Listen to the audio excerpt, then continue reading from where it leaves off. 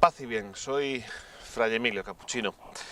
El santoral católico es amplísimo y muy variado, y hay santos que merece la pena recordar siempre. Hay santos famosos, hay santos más desconocidos, y hay uno que celebra la Iglesia esta semana que a mí siempre me ha llamado la atención, que es el beato Juan Duns Scoto.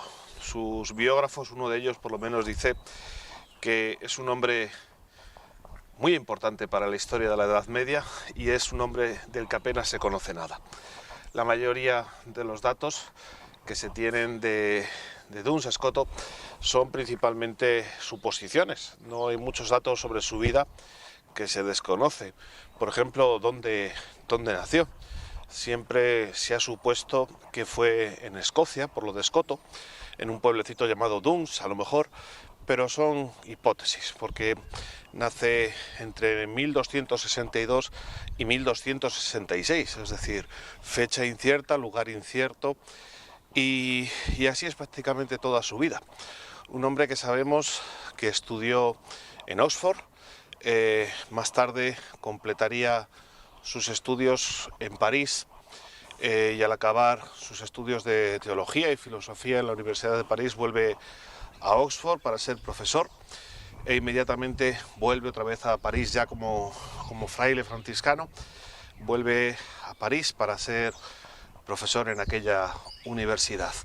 Está poco tiempo en París, bueno, relativamente poco tiempo, porque una discusión política provocó su destierro y marchara a Colonia, a la actual Alemania, donde seguiría como profesor en la universidad hasta que falleció.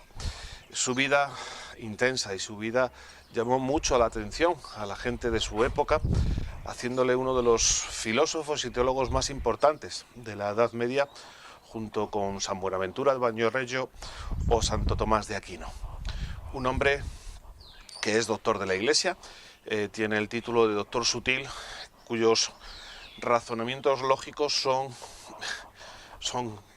es decir, podrás estar de acuerdo o no, pero no puedes encontrar casi ningún fallo en sus argumentos. Eso sí, leer un argumento filosófico de Scoto es complicadísimo por lo largos que son, ¿no? Pero muy interesantes.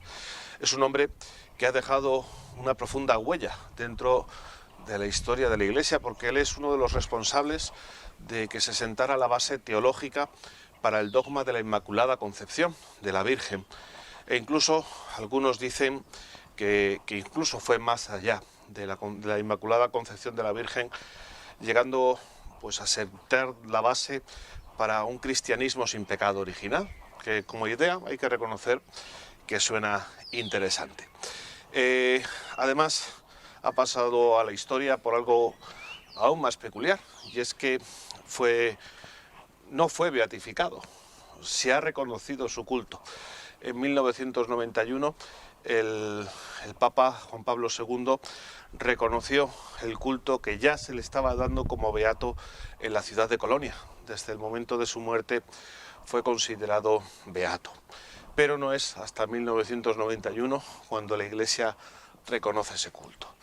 Un hombre, como vemos, con una vida complicada, con una vida intensa, con una vida dedicada a la reflexión sobre Dios, ¿no? Él distinguía entre la filosofía y la teología, diciendo que son dos ciencias complementarias entre sí, pero diferentes. Pero él puso toda su capacidad de razón, todos sus estudios, toda su vida, precisamente a intentar conocer mejor filosóficamente el misterio cristiano, ¿no? Y sobre todo al Dios Trino y Uno. Por eso el beato Scoto es para nosotros y para toda la historia de la filosofía un santo muy importante a tener en cuenta, porque no solo es importante por sus contenidos, sino sobre todo por su estilo de vida. Decidió entregarse al Señor desde el estudio, desde la razón, desde el conocimiento, y eso ha hecho que muchísimas generaciones de cristianos nos enriquezcamos y sepamos mejor quién es nuestro Dios y podamos amarle mejor y sobre todo podamos llevar una palabra más afable de amor a nuestros hermanos. Por eso os invito y me invito a que demos gracias por Duns Scoto, por su generosidad, por su entrega, por su vocación, por sus estudios, por todo lo que ha hecho por el bien de la Iglesia. Paz y bien.